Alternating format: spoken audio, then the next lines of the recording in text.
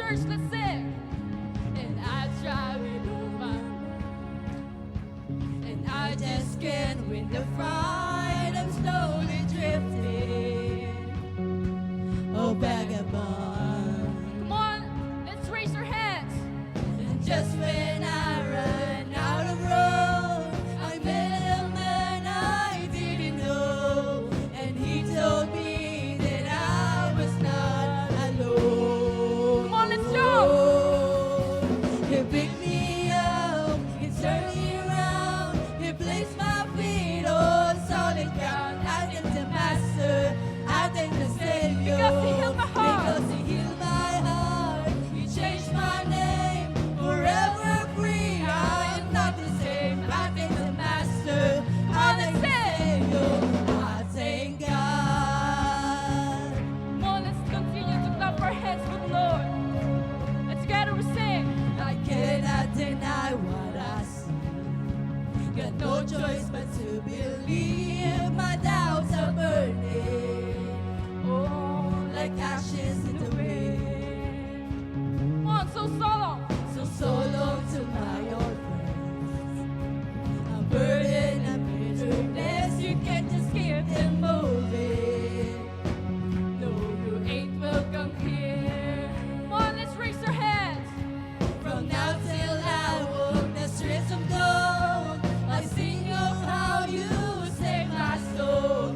This way was hard, as far as way back. Come on, church, let's go for the Lord. Oh, he picked me up, he turned me around, he placed my feet on solid ground. I thank the Master, I thank the Savior, because he healed my heart. Because he healed my heart, he changed my name, forever free. I'm not the same. I thank the Master, I thank the Savior. Oh, I thank God. Come on, church. Pwede ba yung mas malakas pa ng palakpak para sa ating Panginoon? All together, we will sing. Come on. Hello's another one. I am free. I am free.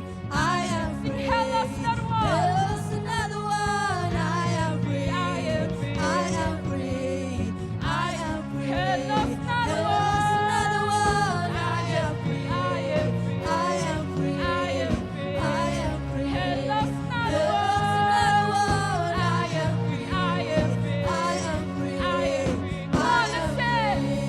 Hello's another one. I am free. I am free. I am free. I am free. I am free. I am free. Hello's another one. I am free. I am free.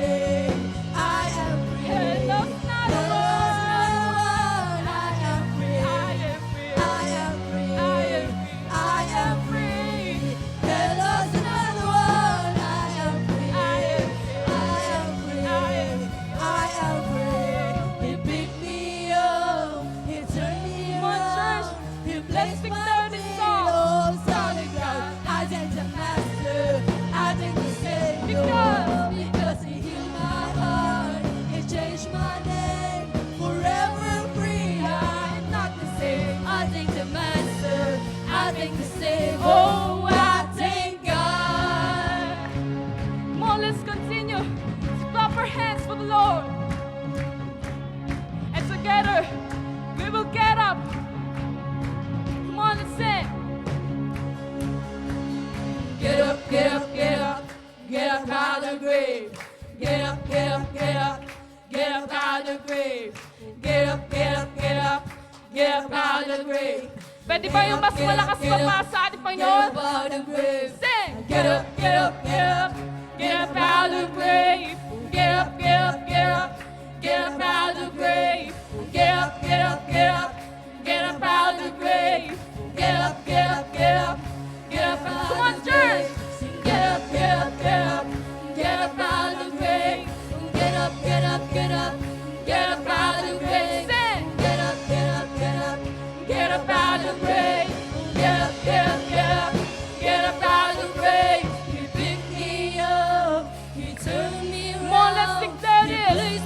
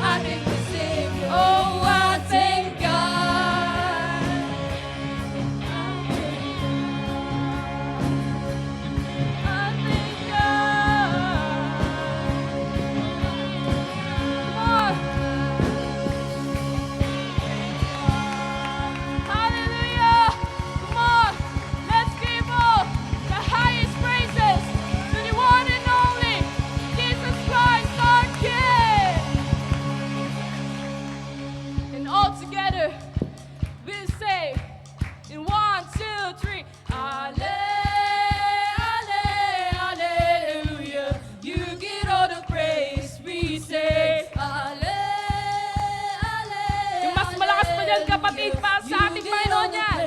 Huwag mong pakialaman yung katabi mo. Basta kumanta ka lang para sa ating Panginoon. You get all the praise, we say, Hallelujah. You get all the praise, always. I've got a God who is for me, and He's known for making a way. He fought the battle so I wouldn't have to. Oh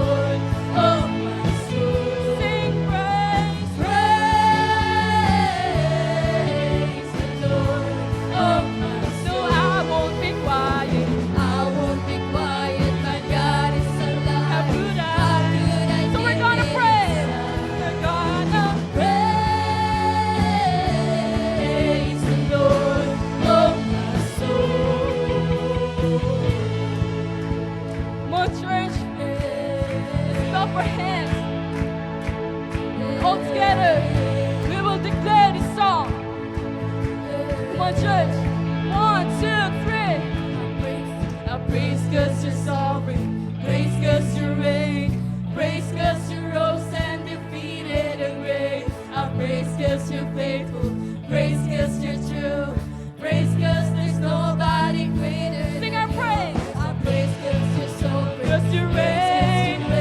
You praise rose. 'cause you rose and defeated the grave. I praise 'cause you're faithful, praise 'cause you're true, praise 'cause there's nobody greater than you.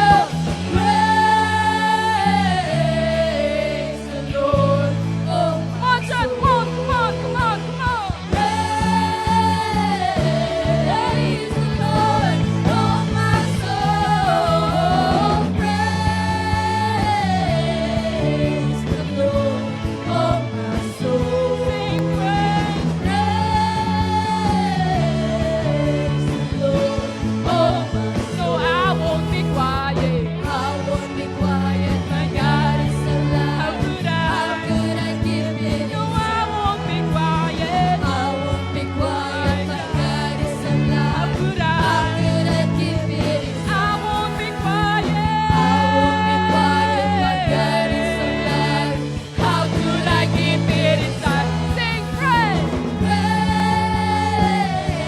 Praise the Lord, oh my soul. Hallelujah. Yes, oh Lord, we thank you. As together, church, we will sing. Let everything that is breath praise the Lord. Praise the Lord. Let everything Let everything that is spread that is breath praise the Lord. praise the Lord. Praise the Lord. Praise the Lord. Let everything Let everything that is spread that is breath sing praise the Lord. praise the Sing Lord. praise the Lord. Praise the Lord. Let everything Let everything that is spread that is sing breath praise the Lord. praise the Come on, Lord. shout. Praise the Lord. Hallelujah. Come on. Let's give all the highest praises to the one and only Jesus Christ, our King.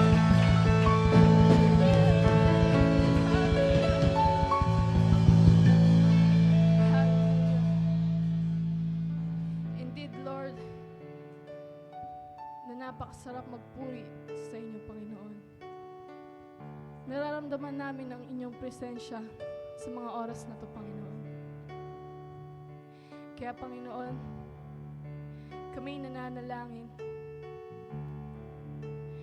na sana ay nandyan ka palagi sa aming mga tabi, O Lord. And kapatid,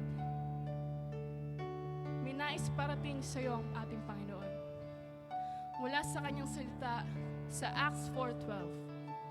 There is no one else who has the power to save us, for there is only one name to whom God has given authority by which we must experience salvation, the name of Jesus. Pwede bang minsan papalakpakan natin ang salita ng Panginoon? Kaya kapatid, kung meron ka mang pinagdadaanan ngayon, kung feeling mo walang-wala ka na at hindi mo na kaya, lumapit ka lang sa ating Panginoon. Dahil lagi siyang nandyan para tayo ay alalayan.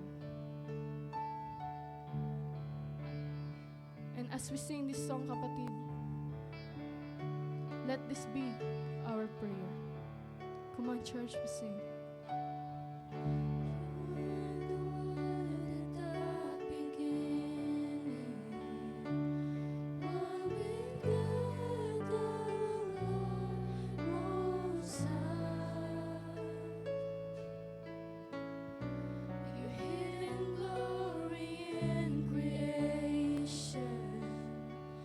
Now revealed in you are Christ.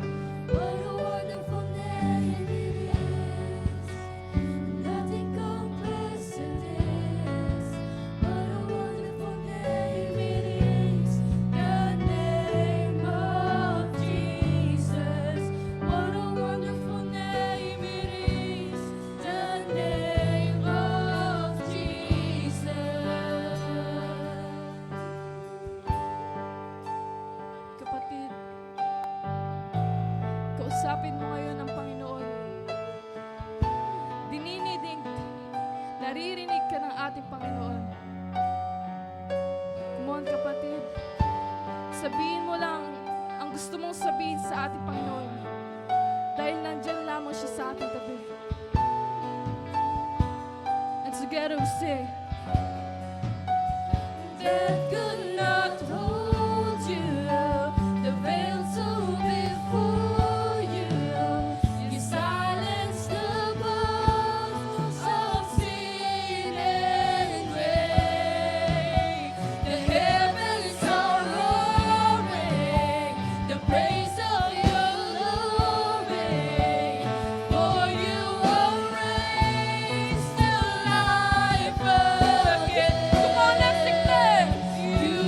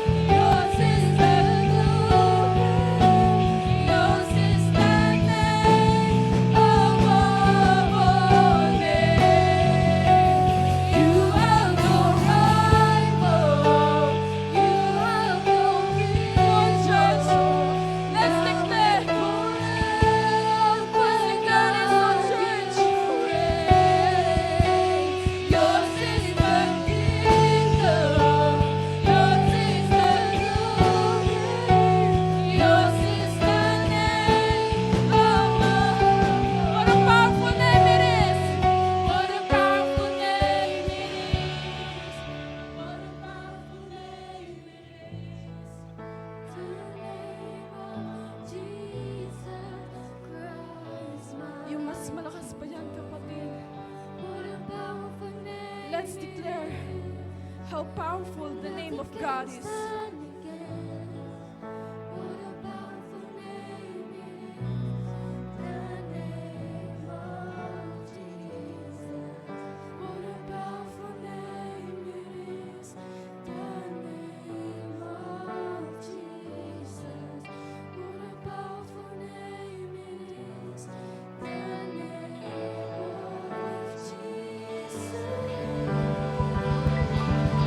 Hallelujah! Come on, let's give all the highest praises that Jesus Christ our King deserves. Hallelujah! To you be all the glory, honor, and highest praises. In Jesus' name we pray. Everybody shout, Amen.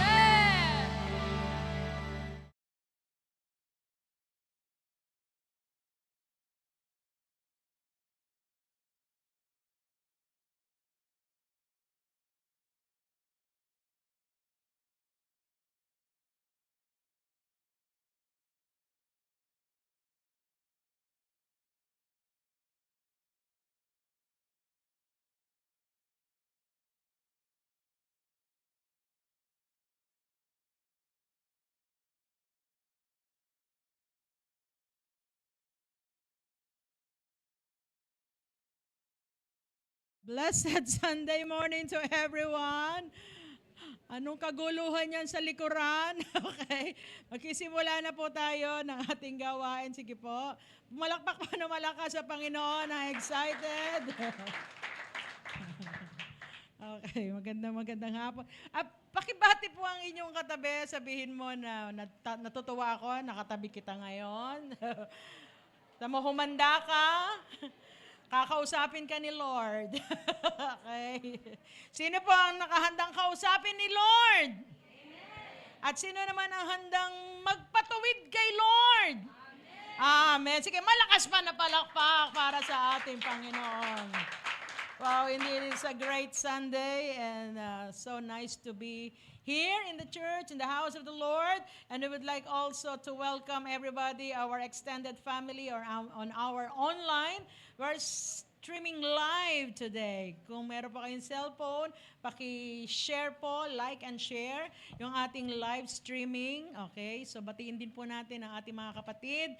At ngayon po, ihanda natin ang ating mga sarili dahil ngayon ay ang pang-apat na bahagi sa ating serye na pinamagatang Everybody! Ay, parang ayaw tumanggap ng madami. Again, everybody! Immeasurably more. Okay. So ito po ay pang-apat na parte o bahagi at sa araw na ito po ang pag-uusapan natin, live for more. So bakit live? Okay, so baka sabihin nyo, bakit mali ata ang spelling? Dapat L-I-V-E. Pero L-E-V-E yan. So ano yung kailangan natin iwanan? Amen. O kalimutan, talikuran. O, tandaan natin to ha. Alam niyo po kung pag-aaralan natin yung mga nakaraan nating lessons or messages, makikita po natin kung paano natin matatanggap yung greater or more in our lives.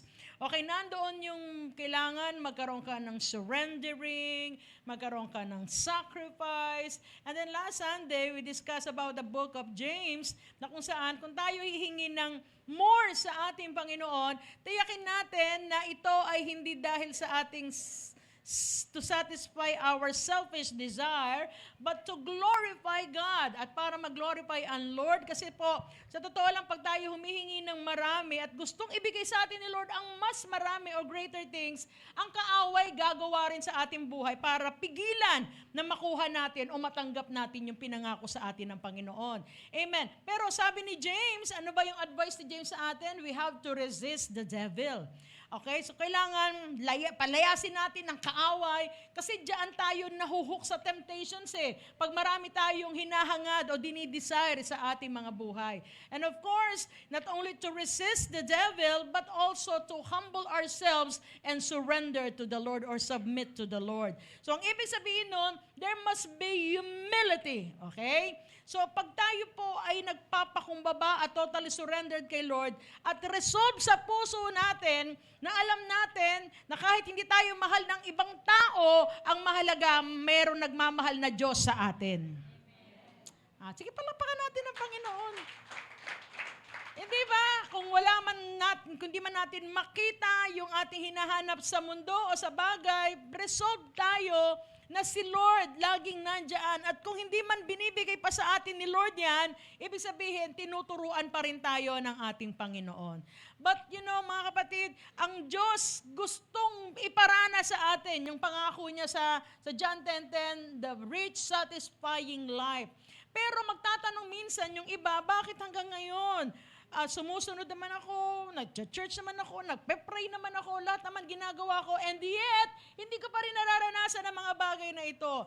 Kaya mga kapatid, sa ating deklarasyon ngayon, sa ating buhay, and my prayer to everyone, na bagamat siguro, pag titingnan natin na sitwasyon ng ating bansa, siguro magiging hopeless tayo, mawala tayo ng pag-asa. May pagbabago pa ba? May pag-asenso pa ba? May pag-angat pa ba? Pero my prayer na kahit sa panahong ito na ating nararanasan, mararanasan pa rin natin ang higit kaysa dati. Amen.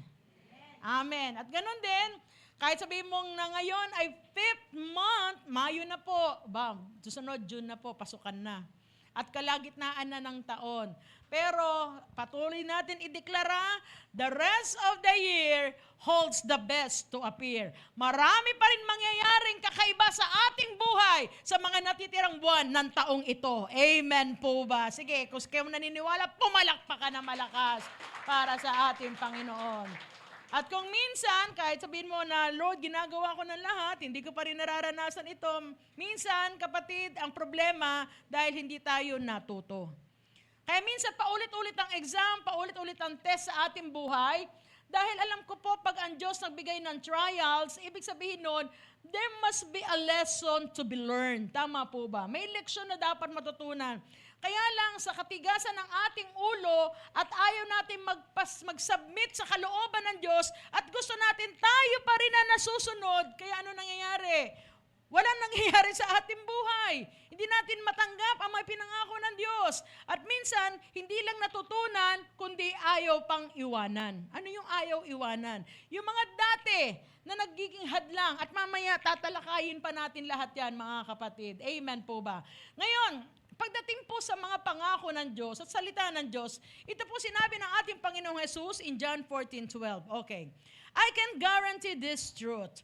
Those who believe in me will do the things that I am doing. They will do even again than this because I am going to the Father. Ang sabi ng Panginoon, ito ay tiyak, sigurado, katotohanan, na anuman, na sino man nananampalataya o naniniwala ay makagagawa pa ng higit kaysa sa mga nagawa ko.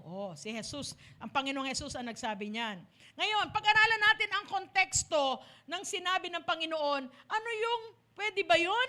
Mas higit pa yung ating kayang gawin kaysa sa ginawa ng Panginoon? Mga kapatid, unawain natin ito, Ang ibig sabihin ng greater things that you can do, di ba? Sabi doon sa John 14:12, ibig sabihin nun, makagagawa tayo ng higit sa ginawa ng Panginoon in terms of quantitatively and not qualitatively. Okay, ano pang ibig sabihin nun? When you say quality, walang sino man, kahit mga pastor o kahit sinong mainit na Kristiyano, ang kayang higitan yung kwalidad ng nagawa ng Panginoon. Wala pa akong nakita na pastor na lumakad sa ibabaw ng tubig. Wala pa akong nakita na pastor na ginawang alak yung tubig. Meron, ginagawang tubig ang alak. Pero yung... Uy! Hindi yan yung katabi mo. Pero wala pa ako nakita na yung tubig ginawang alak o yung nagpakain na higit 5,000 at marami pang sobra. Wala, quality yun. Pero ang ibig sabihin nun, quantitatively, pwede natin higitan ang Panginoon. Anong ibig sabihin nun? Because Jesus, He just lived here for 33 years. Okay? Ang Panginoon, 33 years, namatay na siya. So quantitatively, ibig sabihin, during the time of Jesus, walang social media. Hello? At noon, ang Panginoong Jesus halos umikot lang noon sa Israel. Pero tayo ngayon, with the presence advance of the technology, di ba? At yung social media, ibig sabihin nun, pwede kang maka-reach out ng mas marami pa sa na-reach ng ating Panginoon. Nagigets niyo po ba sinasabi ko? In terms of His life, 33 years, ikaw ilang taong ka na. So, ibig sabihin, marami ka pa magagawa para sa kaharian ng Diyos. Lalo na kung malakas ka pa. Ibig sabihin, you can still serve and work here in the kingdom of God. Kasi nga, may lakas ka pa at marami ka pang buhay na natitira o taon na natira para mabuhay dito. So, you can do more. Hindi po ba? At ganun din, pag using the cellphone, marami kang marireach out, hindi lang taga-Pilipinas. Kahit sa ibang bansa, pwede mo silang sharean ng salita ng ating Panginoon. Iyon ang sinasabing quantitatively. Yun ang sinasabi ng Panginoon na you can do greater things. Kaya mga kapatid, God is expecting from us, nag-expect si Lord na, ikaw, binibigyan ko ng lakas. So ano ginagawa mo ngayon sa kaharian ko para ito ay lalong mag-grow? Kasi yun ang sinasabi ng Panginoon na mahihigatan natin siya. Kasi pagdating sa pangako ng ating Panginoon, it is always higher and it's always greater para sa atin. Sabi katulad na sinabi sa Deuteronomy 28 verse 12, the Lord will open the heavens. Sino gusto makaranas ito na bukas sa kalangitan sa kanyang buhay? Pumalakpak na malakas ang gusto makaranas. Amen. Sabi doon, His rich storehouse for you. He will send rain on your land at the right time and bless everything you do. Sa Tagalog, pagpapalain niya bawat hawakan ng iyong mga kamay. Wow. Di ba? Gusto natin yan. You will be able to make loans to many nations but won't need to borrow from any. Gusto natin to. Tayo ang magpapautang at hindi tayo ang nangungutang. Oy, naku, pumalakpak naman ang gustong-gusto niyan. Oy, para ko konti lang, kunyari pa kayo. Hindi ba? Di ba? Sabi sa verse 13, the Lord will make you the head, ikaw ay gagawing ulo at hindi ikaw ang magiging buntot. You will always be on the top, ikaw ay laging angat, at hindi ka laging nasa baba. Amen po ba? Pero, sabi ko sa inyo, the promises of the Lord is always conditional. Ito naman ang kondisyon ng Panginoon para maranasan mo yan. Bukas sa kalangitan, pagpalain lahat, hindi ka na mangutay, ikaw magpapautang. Ano to? If you faithfully, the commands of the Lord your God that I am giving you today. So, ibig sabihin, lahat ng yan, mararanasan mo kung faithfully, mga kapatid, we are blessed by God by our faithfulness.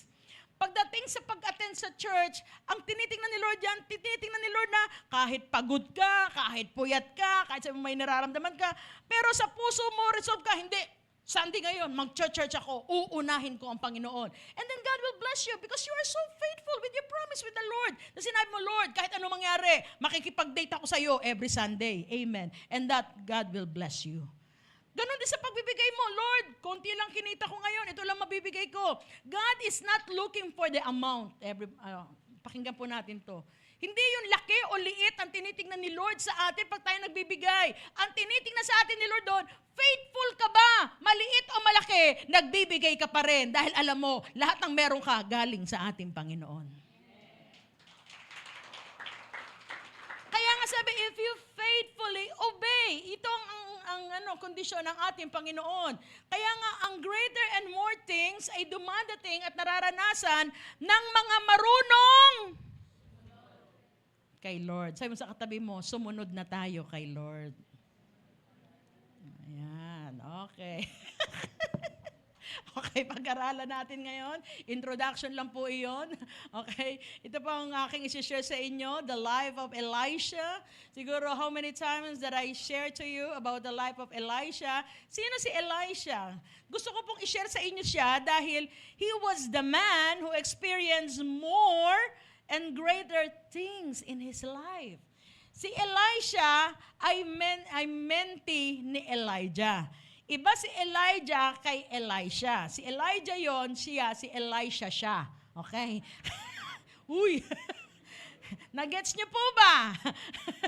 Si Elisha siya. Okay? Ngayon, sino si Elijah? Si Elijah lang naman yung nagpababa ng apoy during the showdown in Mount Carmel. Di ba? Nung nakipag-showdown siya na sino talaga ang tunay na Diyos ng Israel.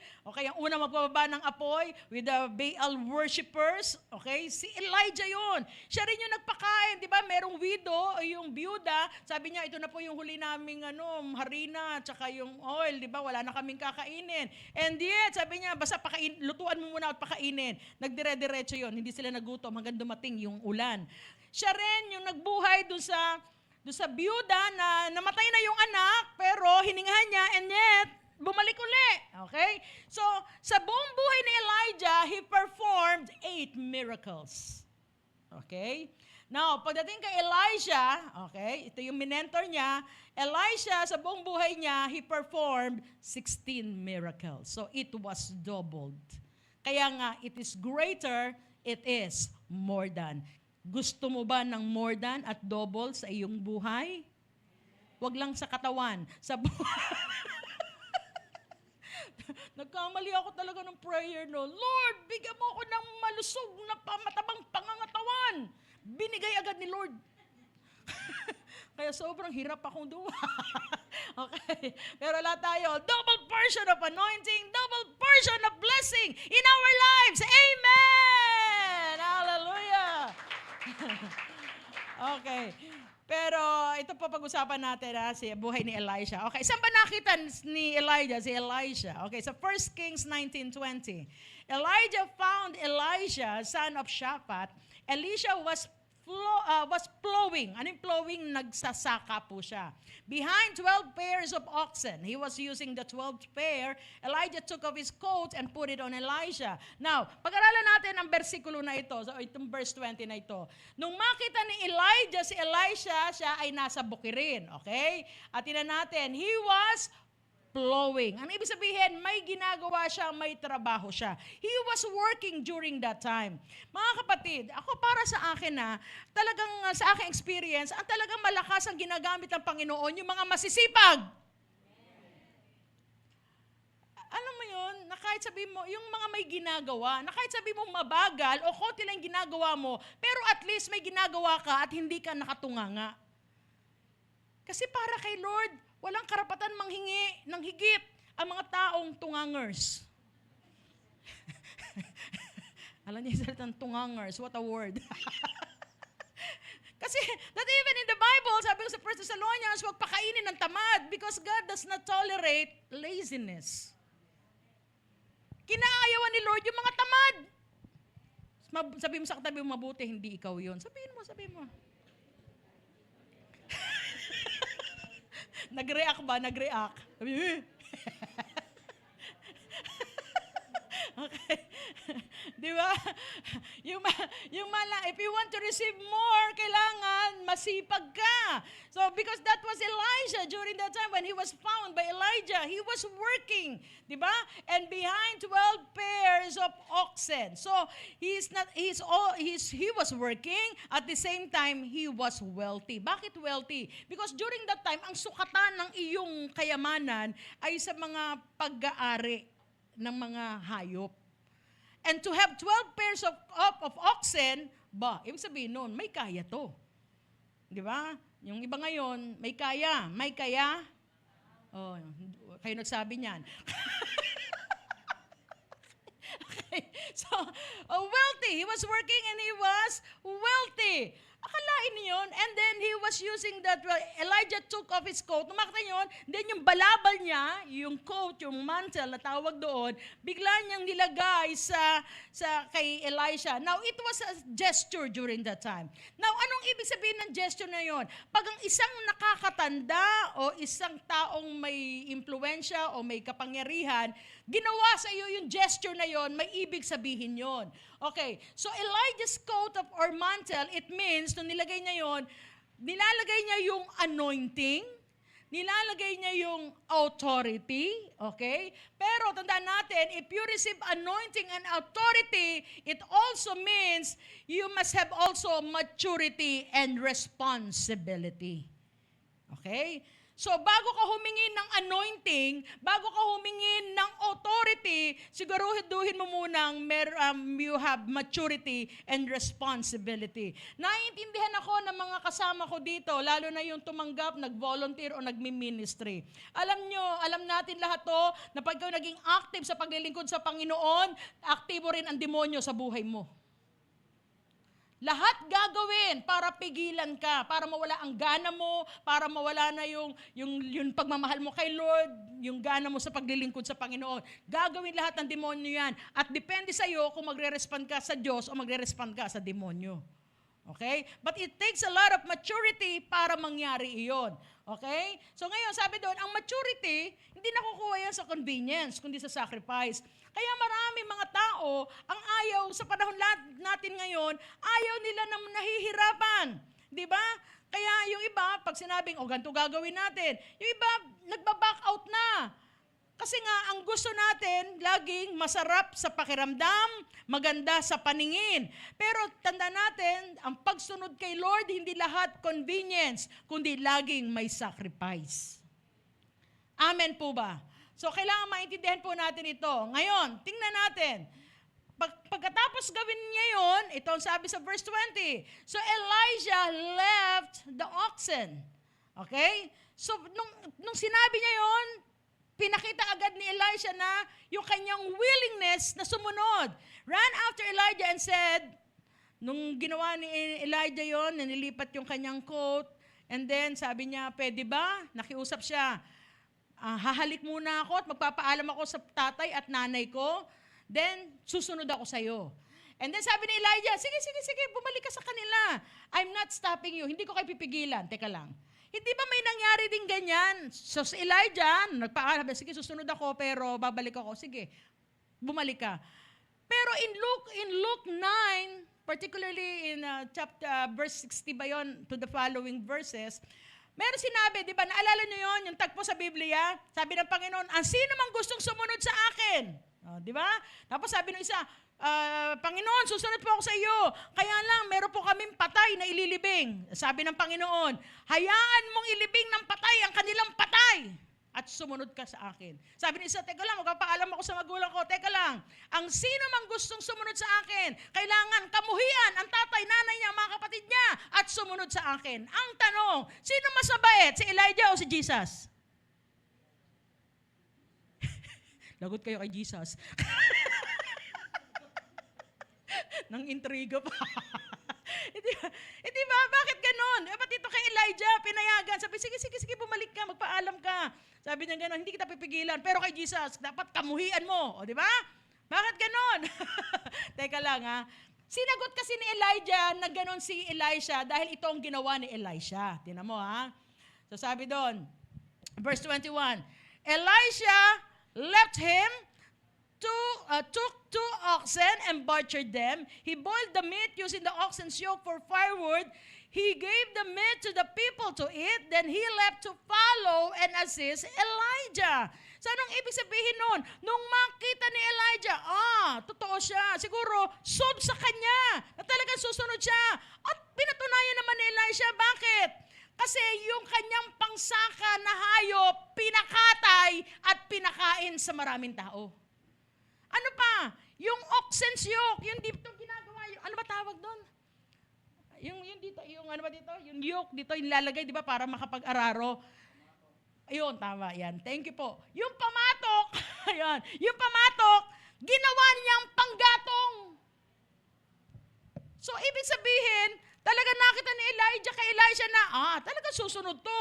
Bakit? Pinakain na, pinasunog na. Ibig sabihin, willing si Elisha na iwan lahat ang trabaho niya, kayamanan niya, basta sumunod siya. At pinatunayan niya yan sa gawa. Kaya pinayagan siya ni Elijah na bumalik doon sa kanyang mga magulang. Naintindihan niyo po ba? So, ibig sabihin nun, there's no plan B in following Jesus. Si Elisha, sinarado niya na yung mga options na dapat niyang balikan. Kaya minsan mga kapatid, we do not receive more and greater things. We do not experience greater things from the Lord kasi lagi tayong may options eh. May mga tao, yes, naging born again ka na, pero lagi binabalikan na, dati naman sa Sa pinupuntahan ko, hindi naman ganyan. Pag kumanta, ilang kanta lang yun. Nakagano lang kami, tapos babatiin na namin. Peace be with you, peace be with you. Di ba ganun lang naman dati? Ba't ngayon, kailangan pagkanta, papalakpak ka, tataas ka ng kamay, sisigaw ka. Bakit kailangan ganun? Ang dami-dami. Hallelujah, ang dami-dami. O, di ba? Bakit kailangan every Sunday attend ka samantalang no, kahit di ako umattend o hindi, okay lang. Hindi man ako sinisita ng mga nun. ng mga leaders ng church nun. Ba't ngayon? Hindi lang makapunta. Sis, kumusta ka na? Na-miss ka namin. Ba't ngayon? Lagi akong chinachat. Di ba? Ba't noon? Wala naman tights na yan. Pledge na yan. Kung magkano lang, kahit barya lang, okay lang. Ba't ngayon? Tights. O, di ba? Hanggat may binabalikan ka, hindi ka makakasunod ng totohanan sa ating Panginoon. And that's, for me, is ang malaking problema na maraming Kristiyano ngayon. Yung iba naman, lumipat ka ng church. Sa church namin dati, hindi naman ganyan eh. Bakit ngayon? Sa church na yan, ganyan-ganyan. Oh. Diba? Lumipat ka na eh. Ibig sabihin, isarado mo na yan. Nandito ka na sa bagong bahay mo. So kung anong patakaran dito sa bagong bahay, iyon na sundin mo para maranasan mo yung full blessing dito sa bagong tahanan mo.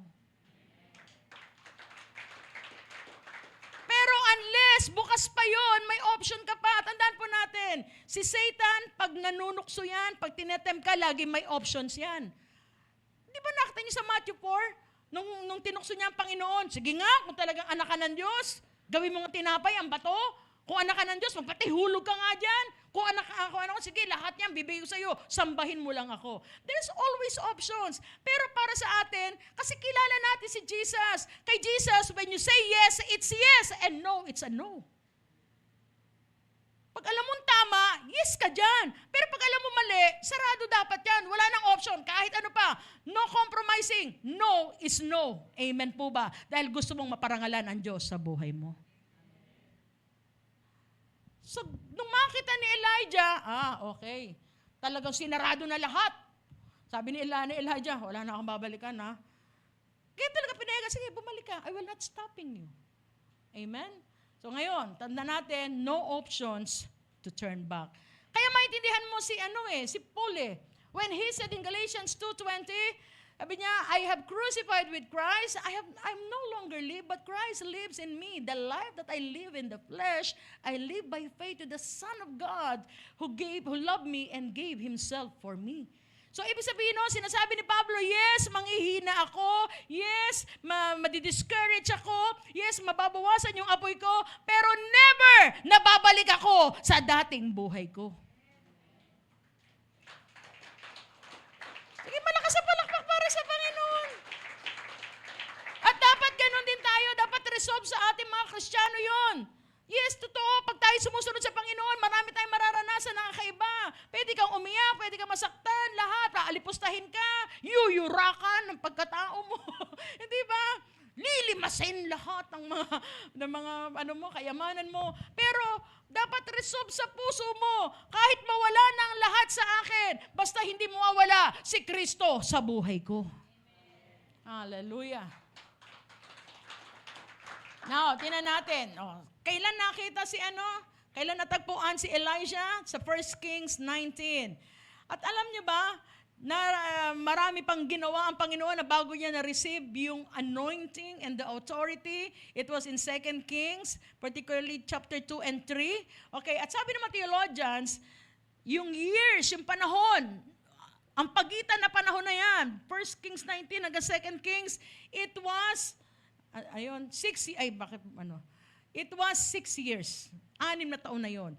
At tingnan natin, sa 6 na taon na yon, ano bang ginagawa ni Elisha nung siya'y tinawag? Okay, ni Elijah. Sabi doon sa 2 Kings chapter 3, and Jehoshaphat said, is there no prophet of the Lord here, through whom we may inquire of the Lord? Then one of the king of Israel's servants answered, Elisha, the son of Shaphat, is here. Who? Ito daw ginagawa noon. Sa 6 years, ito ang mga ginagawa ni Elisha. Who poured water on the hands of Elijah. Mga kapatid, si Elisha, kung ikaw si Elisha, papayag ka, iniwan ko yung trabaho ko, iniwan ko yung kayamanan ko, para lang tagahugas ng kamay ni Elijah. Sa madaling salita, PA, si Elisha. Ano yung PA? Prophet's assistant. Tagahugas ng kamay. At minsan, totoo naman yun eh. Because when you say na nag-yes ka kay Lord, di ba? Pag iniwan mo na lahat, yes, pinayagan siya, pero permission sometimes, it does not mean na ito ay okay kay Lord. Sometimes it is a test. Bakit tayo itetest ni Lord? Itetest tayo ni Lord. Talaga, susunod ka? Itetest ni Lord yung endurance mo. Itetest ni Lord yung submission mo. Itetest ni Lord yung willingness mo to sacrifice. Pero mo 6 years, yan ang gagawin mo. Tagahugas ka lang ng kamay during that time. At ano pa? So sabi doon for Elisha, it was wilderness before ministry. Okay, maintindihan po natin yan. Hindi lang yan sa ministry ha. Maging sa mga blessings na gusto natin makuha mula sa Panginoon. Sometimes, yun yung wilderness, sometimes the word wilderness, it is a test, it is yung parang titingnan muna ni Lord, talaga i-challenge ka muna ni Lord kung hanggang saan makakaya mo para makasunod lang sa ating Panginoon. For Elisha, it was wilderness before ministry. Pero minsan, ang nangyayari, may mga tao din na ministry muna and then wilderness. Mahirap ito. Halimbawa po niyan ay si King Saul. Okay, the first king of Israel. Siya ay itinalaga dahil sa kagustuhan ng mga tao. He became the king of Israel, pero dahil walang maturity at walang anointing, ano nangyari? Nasa position siya, pero mali ang gamit ng kanyang power o ng kanyang title.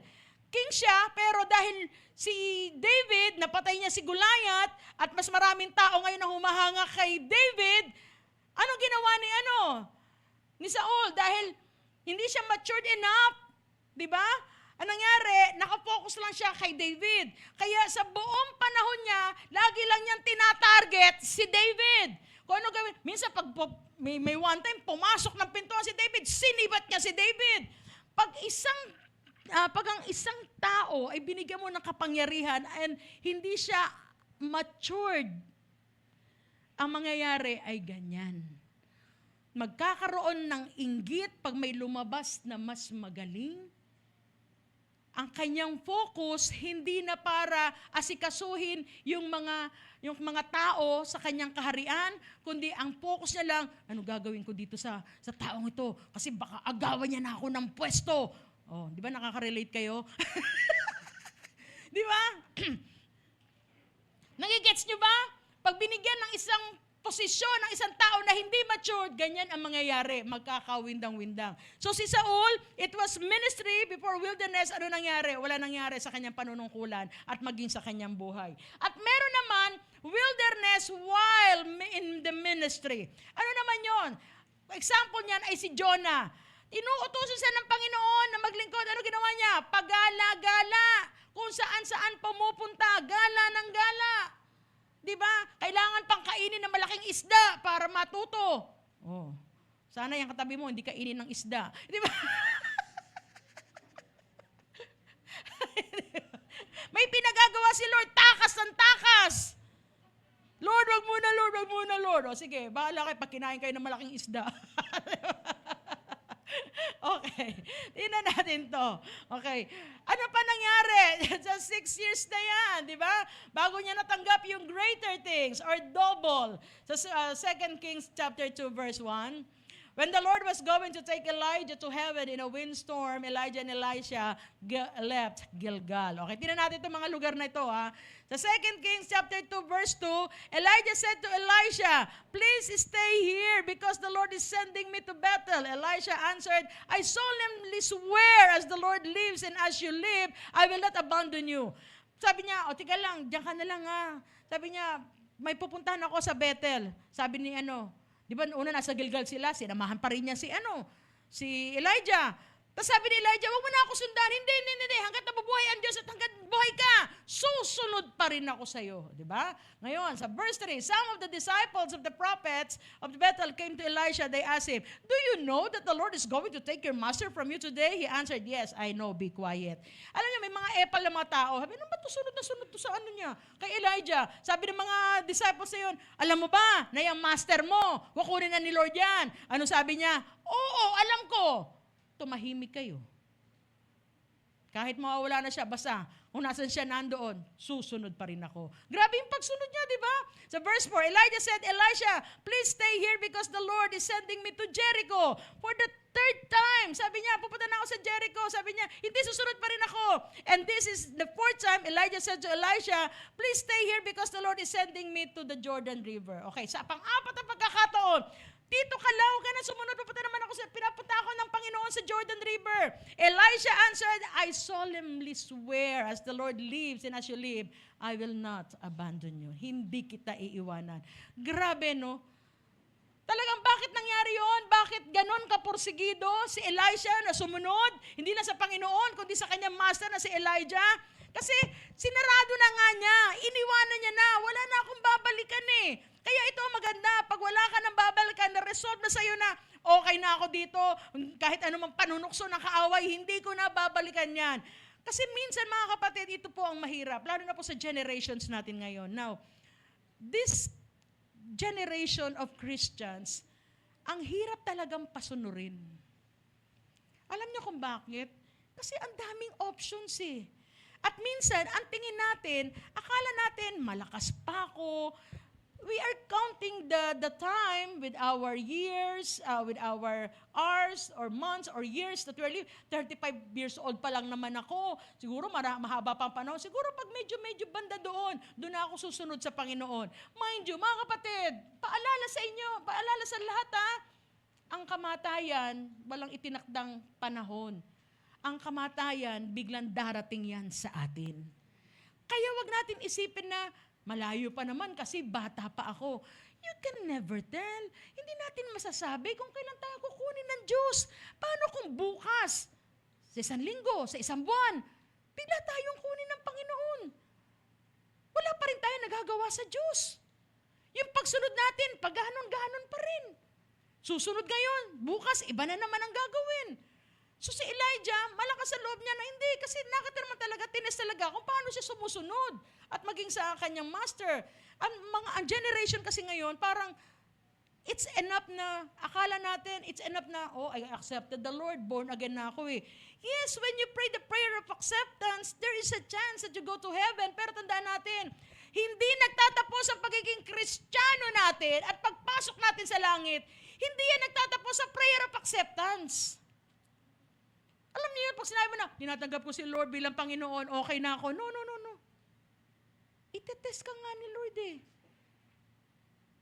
Di po ba? Kasi minsan, akala natin, tama naman yun, pag nagpunta sa, pag ikaw naging born again, pupunta ka sa tama, maaayos ang buhay mo. Pero minsan, mga kapatid, ito po ang tunay na pagsunod, ano po, para sa Panginoon. Basahin natin mabuti. Everybody, let's read. Ready, go.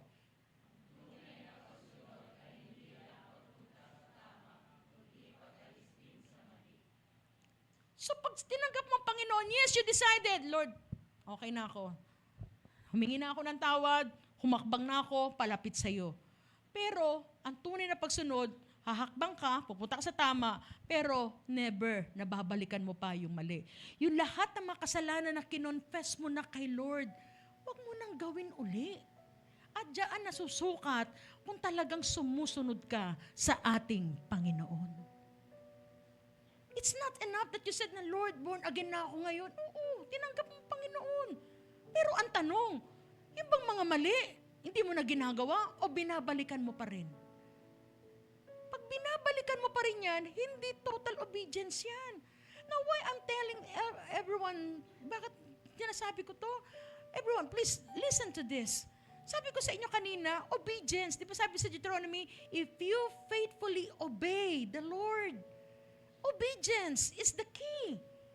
Lahat ng blessing natin ngayon, lahat ng tagumpay natin, we can receive greater and more things from the Lord if we know how to obey. At ito ang tunay na pagsunod na hinahanap sa atin ni Lord. Yung hindi lamang pagpunta sa tama, kundi pag-iwan mo sa mga mali mong ginagawa. Humingi ka na ng tawad eh. Nakita kita, nag-iiyak ka dito, pati uhog mo, tumutulo eh. Hindi ba? Hello, Johnny, patawari mo ako, patawari mo ako. Tapos ngayon, inalok ka lang ng Diablo. Hello. Papatusin mo na? So, anong ibig sabihin nun? Hindi ka pala talaga totally surrendered. sorry to tell, hindi ka pa talaga tunay na born again. Hello? Pakinggan po natin ito mabuti, ha? So while they were crossing, Elijah asked Elisha, what should I do for you? Nung makita at matest na talaga ni Elijah na grabe ang pagsunod ni Elisha, kahit tagahugas lang siya ng kamay, kahit siya pumunta, sunod-sunod pa rin si Elisha, kinuha niya yung sa verse 8, kinuha niya yung kanyang coat and then hinampas niya yung tubig na hati at sila'y nakatawid sa dry land. Familiar story, di ba? May unang gumawa nun. Sino unang gumawa nun? Nahati. Si Noah. Kala ko may sasagot na Noah eh.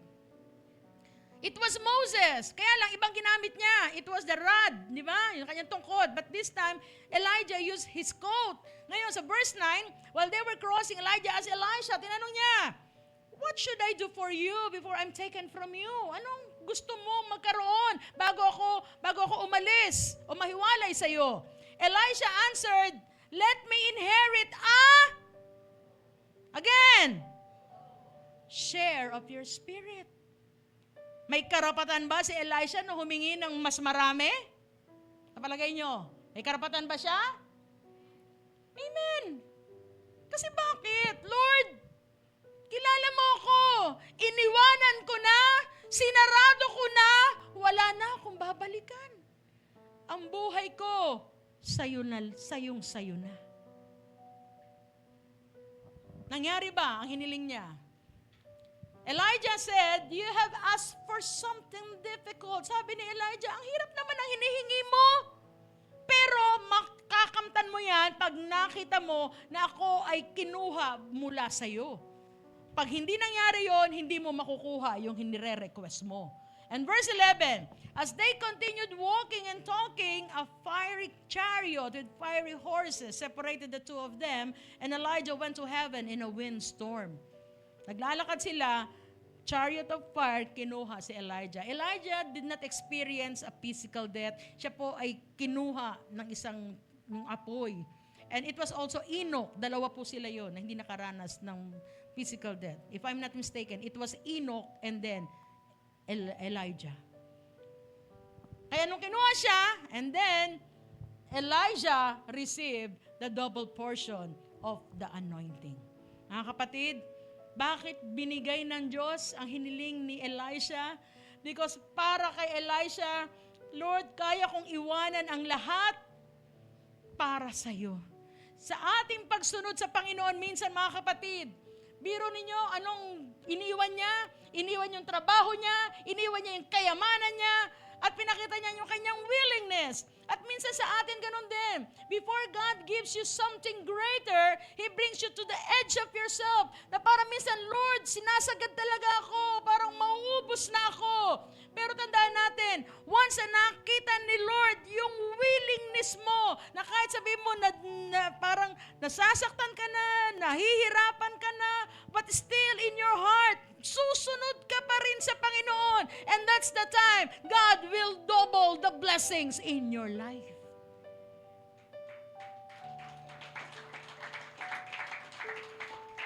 But sometimes, when you say double blessings, it requires double faithfulness, double generosity, and double of your sacrifice.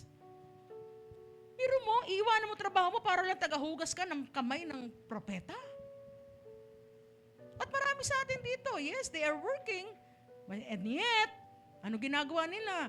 Minsan taga-kamay, taga-punas ng alikabok, taga-punas ng ng chairs, taga-kudkud sa CR.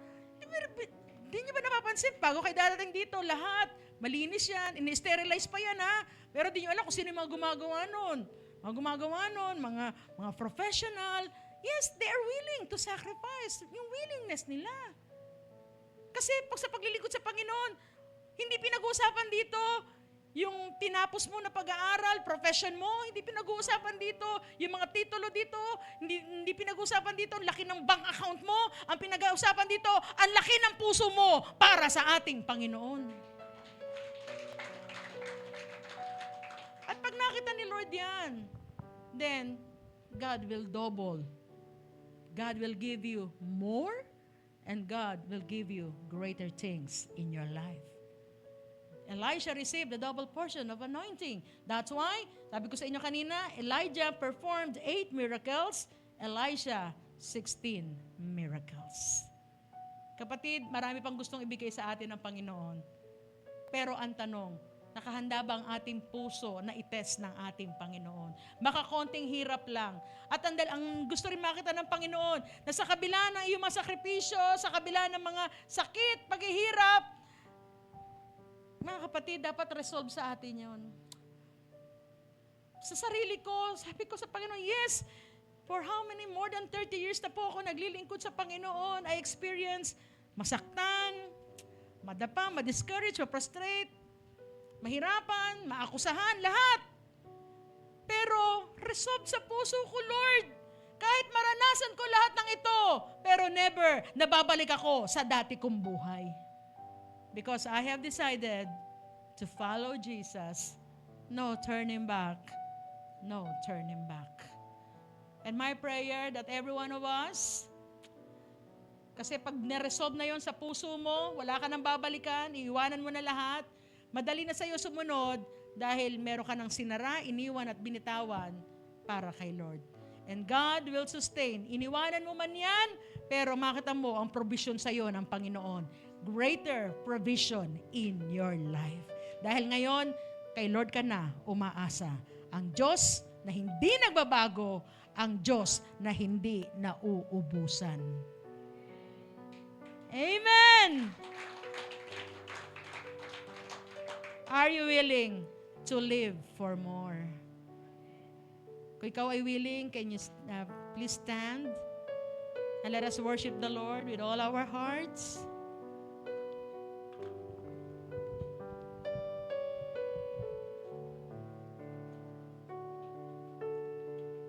Sige po, awitin natin to na buong puso.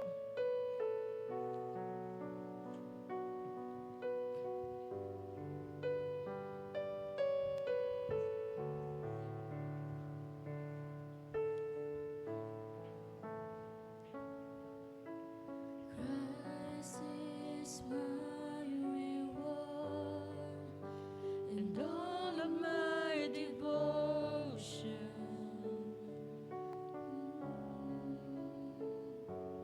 Now there's nothing in this world that could ever satisfy.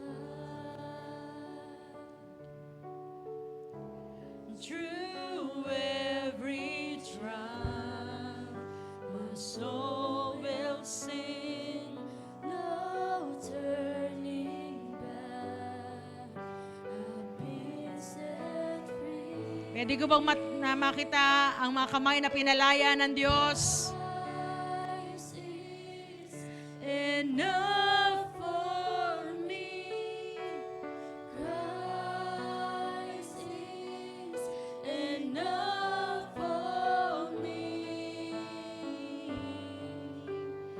Everything I need is in you. Everything I need. Sabihin natin kay Lord, Christ my all in all, the joy of my salvation. Ikaw ang kasiyahan namin at kalakasan namin, Panginoon. And His hope will never fail. Heaven is our home. Sing through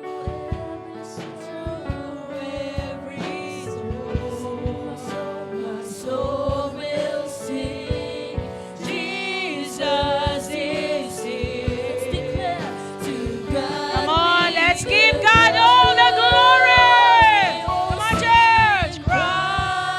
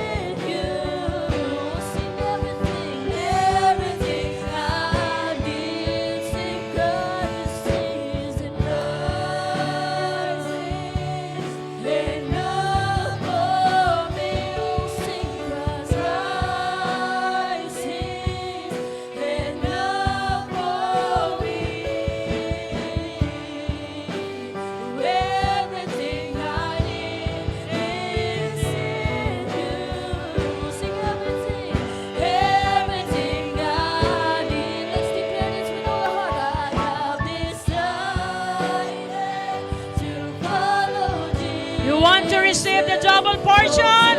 Come on, let's declare this. No turning back. I have decided to follow Jesus.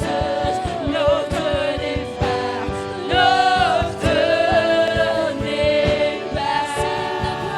The cross before me, the world behind me.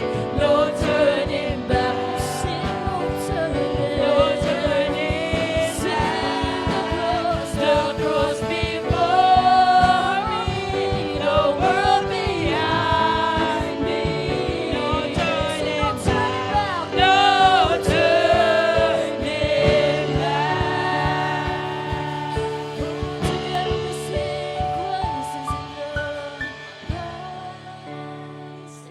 Sige, sabihin mo ng malakas sa Panginoon, Lord, ikaw lang sa buhay ko, wala na akong hahanapin pa. Can you sing louder, church? For me, everything I need is in you. Everything I need. Hallelujah. Panginoon, maraming salamat for reminding us na kung kami, O Diyos, ay gusto magkaroon ng maayos, pag-angat sa aming mga buhay, there's only one thing that we need to do, to shut down the door. There's always been, Lord, no plan before you. Na hindi namin kailangan balikan yung mga mali namin ginagawa, yung mga kasalanan na hiningi na namin ng tawad, yung mga gawi na dati namin ginagawa. Lord, linawan ng aming mga isip, Panginoon. Pagliwanagin mo, Lord, ang aming mga isip sa mga sandaling ito. Na ikaw, O Diyos, na tinanggap namin, na buo sa aming puso ang pagtanggap sa iyo, buo sa aming puso ang pagsunod sa iyo, buo sa aming puso ang pagmamahal sa iyo, Panginoon. Because in the Bible, God always requires all, not half, not 1/4. Gusto lagi ni Lord, you should love Him with all our hearts, all our soul, all our mind, and all our strength. Dahil pag hap-hap lang yan, there's a tendency na matukso pa tayo ng kaaway. Kaya kung magbibigay lang tayo ng buhay sa Panginoon, ibigay na natin ang nararapat sa Diyos. Wala siyang kaagaw sa ating buhay, kundi buo ibibigay natin para sa ating Panginoon. Lord, maraming salamat sa iyong salita na amin napakinggan. A reminder for all of us that if we want more and greater things in our life, all we need to do is to live yung mga bagay na nagiging hadlang upang hindi ka malaya makakilos sa amin, Panginoon. Lord, we surrender everything to you, that even our lives. Take full control of our lives, Panginoon. Ikaw po ang kumontrol sa aming buhay. Ikaw po maghari sa aming buhay. Dahil kung kami, Lord, ang masusunod, wala pong papupuntahan na tama ito. Pero pag ikaw ang masusunod, Panginoon, alam po namin, lahat ay magiging tama, lahat ay magiging maayos, at makakatanggap kami ng masigit sa aming inaasahan. Because you have all the power, you are able to do exceedingly, abundantly, above all the things we ask or think. You are the God of more. That's why we are asking you, Panginoon. At alam po namin, O Lord, nakikita mo ang laman ng puso ng bawat isa, those who surrendered, obey, at higit sa lahat, lubos na nagtiwala sa iyo. Alam ko, Lord, hindi mo bibiguin ang iyong mga anak. Salamat po, Ama, sa mga sandaling ito. Bless each one of us. And this is our prayer in Jesus' name. Amen and amen. Hallelujah.